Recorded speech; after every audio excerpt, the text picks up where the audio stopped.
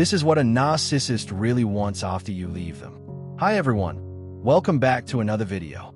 Today, we're diving deep into the hidden truth about what a narcissist really wants from you, especially when you're no longer in their life or after the relationship has ended. But before we begin, I want to thank you for being here. If you find value in this content, please share it with friends, family, or anyone you care about. It helps this channel reach more people who need these insights. And if you're new here, make sure to subscribe so you don't miss the videos that could change the way you see the toxic dynamics in your life. Your support means more than you know. A narcissist is a master of disguise, like the man lurking behind the curtain. Every single day, they put on a carefully crafted mask, hiding their true identity and burying the parts of themselves they cannot bear to face. Beneath that mask are things they are deeply ashamed of, insecurities they refuse to admit, and truths they can't even acknowledge to themselves. They spend their lives lying, not just to others, but also to themselves, about their fears, regrets, and moments of weakness. Their focus is singular, to achieve whatever they desire, all while maintaining the illusion of perfection. One of the most important steps in healing from a narcissist is complete and permanent emotional detachment. This isn't just about blocking their number or refusing to see them. It's about cutting the invisible cords that keep you emotionally tethered. Many people underestimate how dangerous it can be to remain attached to a narcissist even after the breakup. If you've ever wondered why they still seem to affect your life from a distance, it's because emotional attachment, whether fueled by longing or by hatred, still gives them power. After a relationship with a narcissist ends, there are usually three possible paths. The first is the rare but hopeful one. Those who quickly regain their footing, accept the reality of who the narcissist truly is, and move forward with determination. The second path is for those who, despite their best efforts, struggle to free themselves from the emotional and mental grip of the narcissist. And the third path is for those who no longer love the narcissist but are consumed by anger, resentment, and the desire for revenge. Maybe the narcissist cheated, humiliated, or completely dismantled their life. Either way, both the second and third groups remain bound to the narcissist, even without physical contact, and that ongoing connection can be every bit as toxic as when the relationship was active. The truth is sobering. As long as there is an emotional tie, whether rooted in love or in hate, you're still under their shadow. You might think you've escaped, but the narcissist is still influencing your emotional state and, by extension, your choices. This is why breaking free is not just about leaving. It's about dismantling the invisible influence they have over you. Let's start with the first form of attachment, love. Some people, despite everything they've endured, continue to love the narcissist. They might secretly hope for a reconciliation, dream that the narcissist will suddenly reappear, or believe that somehow the person will change. This longing is often the result of trauma bonding, a psychological chain forged in cycles of abuse and reward. After all, not every moment with a narcissist is painful. There are glimpses of warmth, charm, and even tenderness, and the mind clings to those memories like lifelines. Those fleeting moments become the very trap that keeps people from severing the tie for good. In the love-bombing stage, the narcissist can make you feel like you've stumbled into a dream.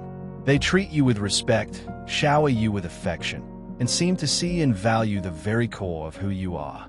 It's a dizzying high, which is why it's so jarring when, in just a matter of months, that perfect partner transforms into your worst nightmare. People often spend endless hours agonizing over what they could have done to deserve such cruelty, searching for flaws in themselves that were never truly there. But the truth is, you are not broken. The narcissist simply led you into a carefully crafted trap that was designed from the start. If you're caught in this web, the first and most powerful shift you can make is in your perception of the narcissist. And that shift begins with acceptance.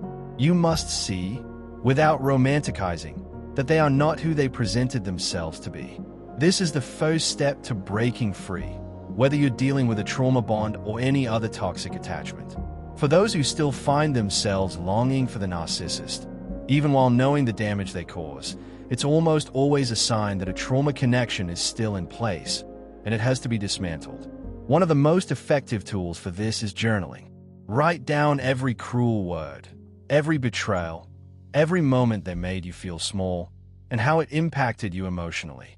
Keep this record close and revisit it whenever nostalgia starts to creep in. This reminder can stop you from slipping back into denial or making excuses for their behavior. You might also choose to share your story with a professional, someone who can help you unpack the betrayal and the emotional wounds it caused. Many people find that opening up in this way creates space for real healing. While you are working through this process, it's equally important to nurture yourself. Do the things that bring you joy.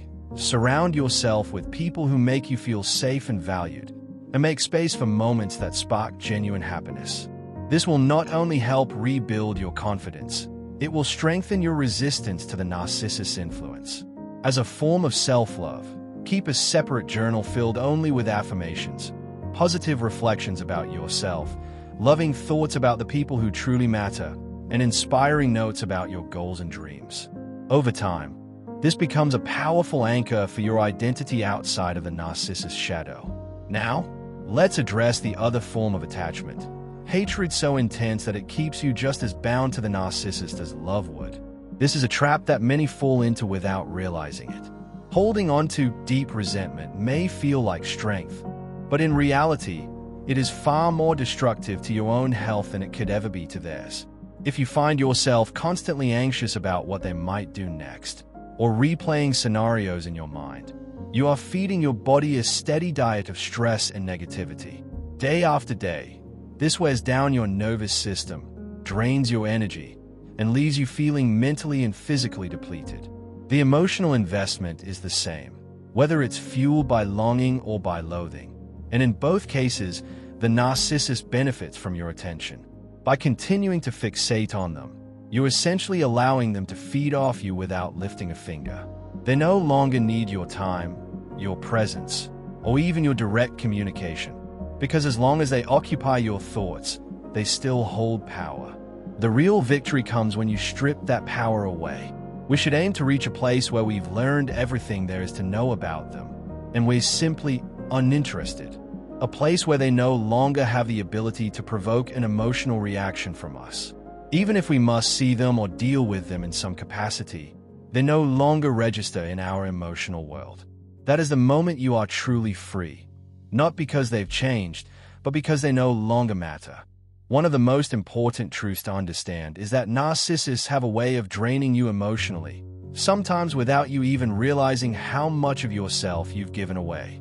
Their presence, whether direct or indirect, can chip away at your energy, your peace of mind, and your emotional stability. This is why creating true emotional distance isn't just helpful. It's absolutely necessary if you want to free yourself from their influence. Emotional freedom doesn't come from loving them or hating them. It comes from stepping into a place of complete indifference, where their actions no longer stir any reaction in you. That's the space where your healing begins and where they lose all power over your life. I want to thank you for spending your time here today, and I truly hope this explanation has given you something valuable to think about. Your stories, insights, and experiences matter, so I encourage you to share them in the comments below. Your words could be the very thing someone else needs to hear.